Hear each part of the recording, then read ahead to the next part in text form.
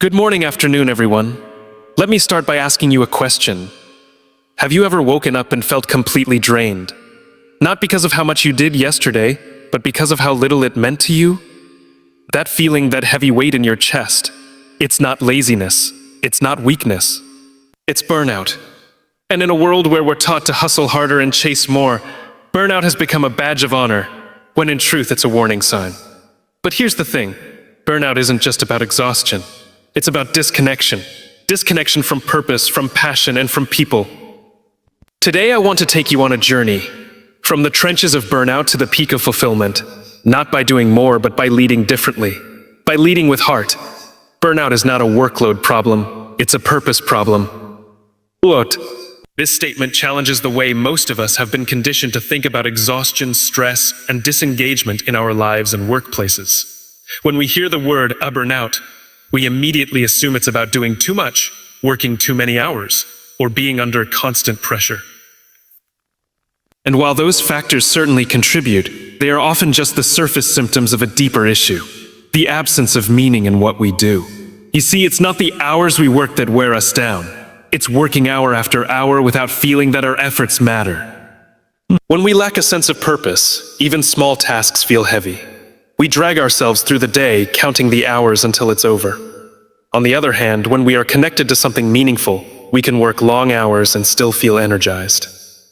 Purpose doesn't reduce the workload, but it transforms how we carry it. Think about the last time you were truly excited about something you were working on. You probably stayed up late, not because you had to, but because you wanted to. The energy wasn't forced, it flowed naturally. That's what purpose does. It fuels us from the inside out. It gives us a reason to show up fully, to give our best, and to feel proud of what we're contributing to. Yet in many organizations and lives today, that inner fire is missing. People are showing up out of obligation rather than inspiration. They follow routines, meet deadlines, attend meetings, and tick boxes. But they feel empty. And that emptiness grows into frustration, resentment, and eventually burnout. What we're really experiencing in those moments isn't just fatigue. It's a silent scream for meaning. It's a cry for connection to something greater than just tasks and targets. Many leaders try to address burnout by offering perks, more vacation days, wellness programs, or even flexible schedules. These are valuable, of course, but they're not the cure. They're band-aids, because if someone doesn't know why they're doing what they're doing, time off won't fix it. They'll come back to the same hollow environment, and the cycle will repeat. Purpose is not something we can assign. It's something we must help people uncover. And that starts with asking better questions. Instead of what do you do? We should be asking, what drives you? Instead of what's your role? We should ask, what impact do you want to make? When we open space for these conversations, we invite people to connect their personal values to their daily work. In Simon Sinek's terms, it's about starting with why. When we understand our why, the reason we exist, the cause that inspires us, everything else becomes clearer. We make better decisions, we feel more aligned, and we become far more resilient to pressure because we're anchored in something deeper than deadlines. This idea isn't limited to high-level executives or people in leadership roles. Every person, regardless of title, craves significance. We all want to know that what we do matters. And when leaders create environments where people feel seen, heard, and valued for who they are, not just what they produce, purpose naturally starts to surface. That's when burnout begins to dissolve, not because the work has changed, but because the why behind the work has been rediscovered. So often we underestimate the power of meaning. We assume people just need to be managed better. But people don't want to be managed. They want to be inspired. And inspiration is rooted in purpose.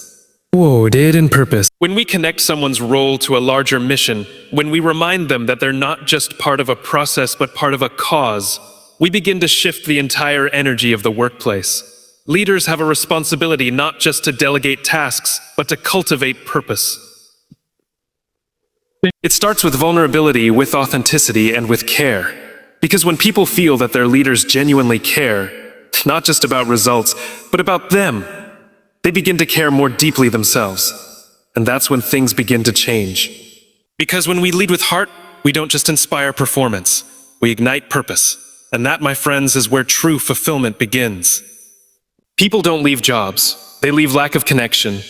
This simple yet powerful truth is often overlooked in the world of leadership and organizational culture. When employees walk away from a job, it's rarely just about the salary, the workload, or the office perks. More often than not, it's about feeling invisible, unheard, or unimportant. Human beings are wired for connection. We crave relationships that are authentic, supportive, and meaningful, especially in the places where we spend most of our waking hours. Imagine walking into a workplace every day where no one genuinely greets you, where your opinions are dismissed, where your efforts go unnoticed. Now contrast that with an environment where your presence is acknowledged, where your ideas are welcomed, and where your growth is supported. The difference is night and day, and so are the results. People thrive in spaces where they feel emotionally safe and connected, and they disengage, shut down, and eventually walk away from places where they feel like just another cog in the machine. Leaders often focus on performance metrics, deadlines, and bottom lines, which are undoubtedly important. But in doing so, they sometimes forget the most critical component of any organization, the people. When people feel connected to their leaders, to their teammates, and to the mission of the organization, they bring more than just their skills. They bring their hearts, their creativity, and their loyalty. That's when true engagement happens. That's when people go from simply doing a job to believing in a cause. The misconception is that connection happens automatically, or that it's a soft skill that doesn't hold weight in business. But connection is a deliberate practice. It requires time, effort, and above all, presence. It means that leaders need to slow down and listen, really listen to the people they lead. It means taking time to understand their stories, their struggles, their dreams. And it means leading not just with authority, but with empathy. Empathy is the bridge between people. It is the ability to step into someone else's shoes and understand their experience. Not to fix it, not to judge it, but simply to honor it. When leaders lead with empathy, they create a culture where people feel seen. And when people feel seen, they stay. They give more. They speak up. They contribute their best ideas because they know they're not just working for a paycheck. They're part of something that values them. So when someone leaves an organization, it's important to ask not just what they did or what their role was, but how they felt while they were there. Did they feel respected? Did they feel connected to a team that supported them? Did they feel that their leader cared about their growth and well-being? These questions matter more than we realize, because people can endure stress, they can adapt to change, and they can work through tough seasons, but they won't stay where they feel disconnected. Sinek often talks about the importance of building a circle of safety. In organizations where trust is low and connection is lacking, people become guarded. They look out for themselves because they don't feel protected by those around them. But when leaders create that circle of safety, where people know they have each other's backs, something powerful happens. Competition turns into collaboration, fear turns into courage, and burnout turns into resilience. Connection isn't about being best friends with everyone at work. It's about creating a culture where respect, trust, and understanding are the norm, not the exception. It's about recognizing that behind every job title is a human being with emotions, challenges, and aspirations. When we forget that, we reduce people to tasks. When we remember that, we elevate them to their full potential. The irony is that in our hyper-connected digital world, genuine human connection is becoming increasingly rare. Emails, texts, and virtual meetings have replaced face-to-face conversations. But technology can never replace the power of a genuine "how are you doing?" or "I appreciate you." Those small moments of connection build the foundation of strong teams. They remind people that they matter, not just for what they do, but for who they are. When leaders commit to building real connection, they not only reduce turnover, they cultivate loyalty. And loyalty can't be bought. It must be earned through consistent care, communication, and connection. That's the kind of leadership that makes people want to stay, grow, and give their best. Not because they have to, but because they want to. Fulfillment begins when we lead with people, not over them. This shift in mindset marks the difference between authority and leadership, between managing tasks and inspiring growth. Too often, leadership is misunderstood as a position of power. A seat at the top, a title that demands obedience, a voice that gives orders. But true leadership isn't about hierarchy, it's about humanity. It's not about control, it's about connection. And real fulfillment, the kind that keeps people engaged, creative, and committed, only emerges when people feel like they're part of something, not subject to it.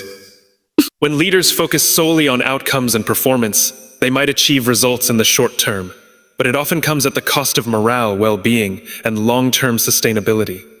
People begin to feel like tools rather than teammates, resources rather than relationships. They might comply, but they won't commit. They might deliver, but they won't care. And that distinction is everything, because the magic happens not when people are told what to do, but when they want to do it, when they believe in what they're doing and who they're doing it with. Leading with people means inviting them into the process, making them feel valued, trusted, and respected. It means listening more than speaking, asking questions more than giving answers. It means recognizing that the best ideas might come from the quietest person in the room, if only we create space for their voice to be heard. It means treating people not as subordinates, but as collaborators, as co-creators in a shared mission. Simon Sinek often says that leadership is not about being in charge, it's about taking care of those in your charge. That small shift changes everything. It means leadership is an act of service, not self-interest. It's about removing obstacles, not creating them. It's about lifting others up, not climbing over them. When people feel supported by their leaders, they show up more fully. They take ownership, they innovate, and they go the extra mile. Not because they're being watched, but because they feel genuinely invested in the work. This approach creates a sense of belonging, and belonging is the soil in which fulfillment grows. When people feel they belong, they're not just physically present, they're emotionally present. They don't just follow directions, they contribute ideas. They don't just meet expectations, they exceed them. They bring not only their skills, but their passion, their personality, and their purpose. That's what leading with people unlocks. The whole person, not just the job description. It also creates a ripple effect. When leaders model this kind of inclusive, collaborative approach, others follow. Teams become more cohesive, more communicative, and more courageous. They begin to hold each other up, rather than compete for approval. And that shared sense of purpose turns everyday work into meaningful contribution. People stop asking what's in it for me, and start asking, how can I help us succeed? Contrast that with environments where leaders operate over people, commanding, correcting, controlling. In those cultures, fear often replaces trust. People hide mistakes instead of learning from them. They hold back ideas instead of sharing them. They play it safe instead of taking risks. And ultimately, they check out, mentally first and then physically. Fulfillment can't grow in a climate of fear. It needs sunlight, transparency, respect, empathy. Leading with people also requires vulnerability. It means being willing to admit when we don't have all the answers, to own up to mistakes, and to seek feedback. It's about saying, I don't know. What do you think? That kind of humility invites collaboration and builds trust. People are far more likely to give their best to someone who is real with them than to someone who pretends to be perfect. What makes this style of leadership so powerful is that it taps into what people truly want. To matter. To make a difference, to feel proud of their contributions. When leaders invite people into the why behind the work, when they share the vision and listen to the voices around them, they create a culture of shared ownership. It's walking the path together, celebrating the wins and weathering the storms, not as separate levels of a pyramid, but as equals with different roles, united by the same purpose. A culture of trust fuels sustainable motivation. Trust is not just a nice-to-have quality in the workplace. It is the very foundation upon which motivation, performance, and fulfillment are built. Without trust, everything becomes harder.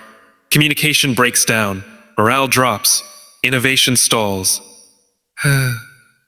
But when trust is present, it creates a sense of safety and belonging that allows people to thrive. It gives them the freedom to take risks, to speak up, to ask for help, and to contribute their true selves to the work. Trust doesn't come from policies or handbooks. It is built through consistent, intentional actions. It is earned when leaders show up with integrity, follow through on their promises, and treat their people with respect and fairness. It is felt when employees know they won't be punished for being honest, when they feel their efforts are appreciated, and when they believe their voices matter. In environments where trust is strong, Motivation is not something that needs to be forced or incentivized. It flows naturally because people are working in a space that honors their dignity and supports their growth. Sinek often says that leadership is not about being in charge, but about taking care of those in your charge. That care begins with trust. It means giving people the benefit of the doubt. It means believing in their potential even when they make mistakes. It means creating a space where vulnerability is not seen as weakness, but as courage. When people feel trusted, they start trusting themselves more. And that self-trust leads to greater ownership, creativity, and commitment. Motivation that is rooted in fear or pressure may produce short-term results, but it's not sustainable. It leads to burnout, disengagement, and turnover. People might meet the deadline, but they'll do it with stress, resentment, or a sense of detachment. On the other hand, motivation that comes from trust, from knowing that your work is valued, that your leaders have your back, and that you're part of something meaningful, that kind of motivation fuels resilience. It carries people through difficult times because it's grounded in connection, not coercion. Building a culture of trust starts at the top. Leaders set the tone. If a leader micromanages, withholds information, or avoids accountability, it signals to the team that trust is conditional or one-sided. To use conditional or one-sided. But when leaders model transparency, admit their own mistakes, and show vulnerability, it creates a ripple effect. People feel empowered to do the same. They become more open, more collaborative, and more engaged. Trust becomes the norm, not the exception. Trust also makes feedback more effective. In a low-trust culture, feedback feels like criticism. People become defensive or shut down because they fear judgment. But in a high-trust culture, feedback is received as a gift. It's seen as a pathway to growth because it's coming from someone who cares, not someone who's just evaluating. This makes learning faster, smoother, and less painful. It creates a growth mindset not just in individuals, but across entire teams. Another essential aspect of trust is consistency. It's not enough to have occasional moments of care or honesty. Trust is built over time through repeated, reliable behavior. When leaders show up consistently, when their words match their actions, when they treat everyone with fairness, and when they respond to challenges with integrity, trust grows deeper.